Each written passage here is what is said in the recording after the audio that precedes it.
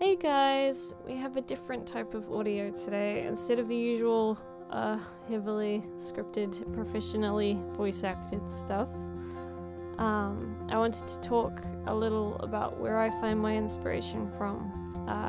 This is just where I personally find it from, but I hope it helps a little bit. I wanted to talk for myself for a change. I don't do it very often, but I figured why not. So first off, you can probably tell what currently inspires me based on what I'm drawing in the background. If not, I saw the Spider-Verse movie, and I am now Spider-Man. So that's a thing now. Now that that's out of the way, I'm going to talk about finding what genres you can draw. Typically when you think of an artist, you think of someone who can draw anything or almost anything. But obviously when you actually look at the art community, you see artists of very varied types. So some people will draw character concept art, anime, cartoons, and then you've got animators, background artists, comic book artists. So we fit into a lot of different categories, which also means there's a lot to look at. So it's a lot of content that you can sort of absorb. So if you can figure out what you enjoy most, so what you specifically look for and what you would like to draw, then you can specifically look for those artists who draw those types of things to help you with what you want to draw. So if you really love anime artwork, so that's just your jam, you absolutely love it, then check out some anime artists. Have a look and see what kind of anime artists are on Pixiv or DeviantArt, or check out your favorite anime. Find out who animated a specific scene and follow them, or find out the manga artist. So there's a ton of places you can look for that, and a lot of artists will have tutorials as well. Especially successful artists, they generally do a tutorial to help everyone out, which is extremely lovely, and we all appreciate them a lot for that. So every now and then, if you get stuck, that's where you go. I'll be linking a ton of artists. I say a ton. I'll be linking as many as I can think of off the top of my head in the description of the video. So I'd suggest please check them all out. There'll be a range of different styles in there, and hopefully that'll help boost, I guess, the excitement of looking around at other art.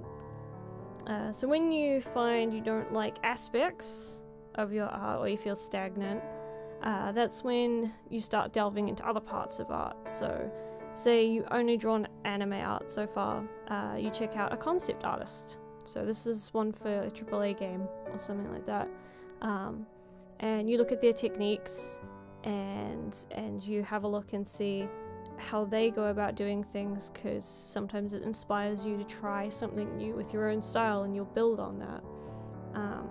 Or if you love a movie you've seen recently, it's completely out of your usual tastes, you can check out how it was made, look at the concept artists behind it, or see the kind of just all the work that goes into what creates exactly what you liked. You could look into just one scene you liked and look at the person who storyboarded it.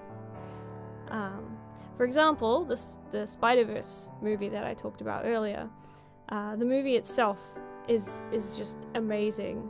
But I love it for more than obviously just the storyline. The writing itself is amazing as well, but I love it for the animation, the character designs, the shading, the storyboarding. There's so much I can take in and admire because it's things that I want to be able to do, and I can see the effort in that. I've seen one or two of the concept artists for that movie post their storyboards on Twitter, and it's such a unique an exciting thing to see the effort that's gone into one scene. And I know how hard it is because I've tried animating one scene. Storyboarding's hard. There's so much you gotta know composition, you gotta know backgrounds and perspective and character design and characters' animation movement. There's a lot of work in there, but it's inspiring to see other people do it because they make it look so easy, and it's exciting to get excited about it, if that makes any sense. I always go on a tangent.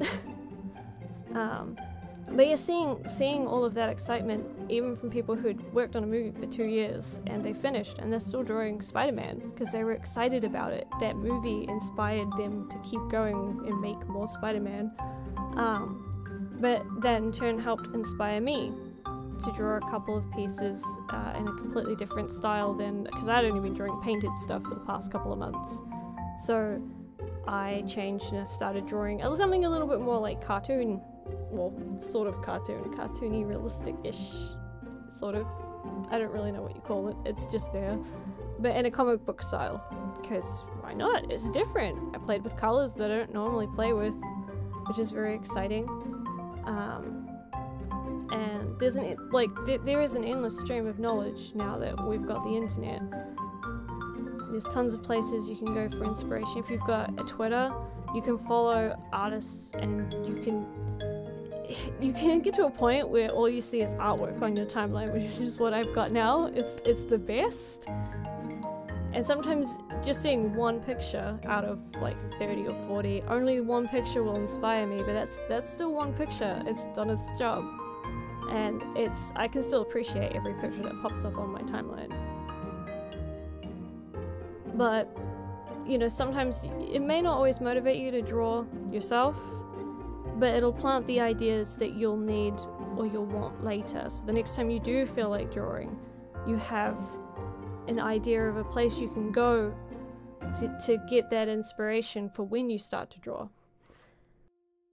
So I've been inspired by so many things over the past couple of years. Sometimes it comes from like really strange places. For example, I don't know if a lot of you remember my only drawing cute things phase, but I did that for a long time, including when I was little. I only drew cute things.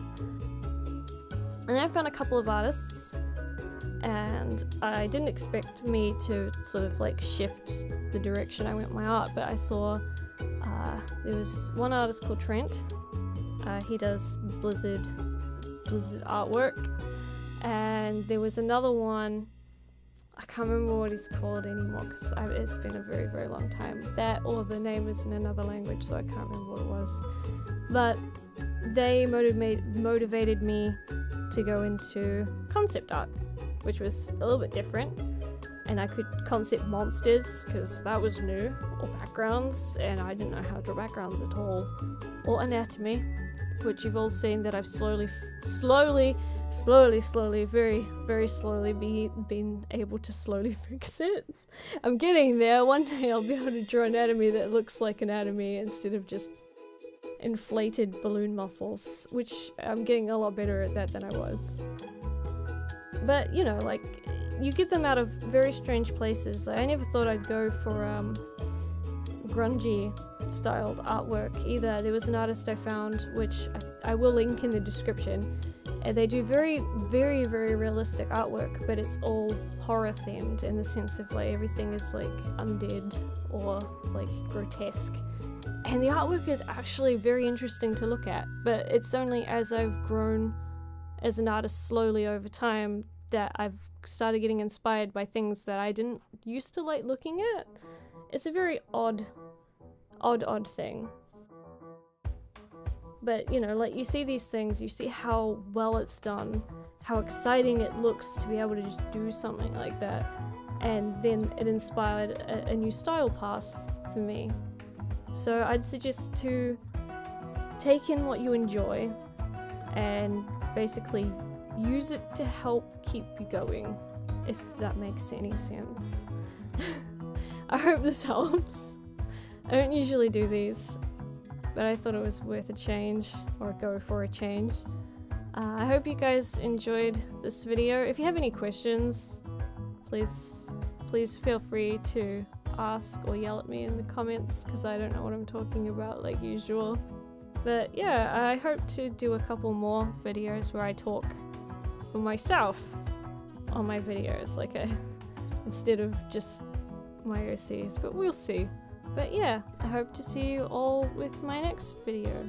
I am still working on them, they exist. So, bye!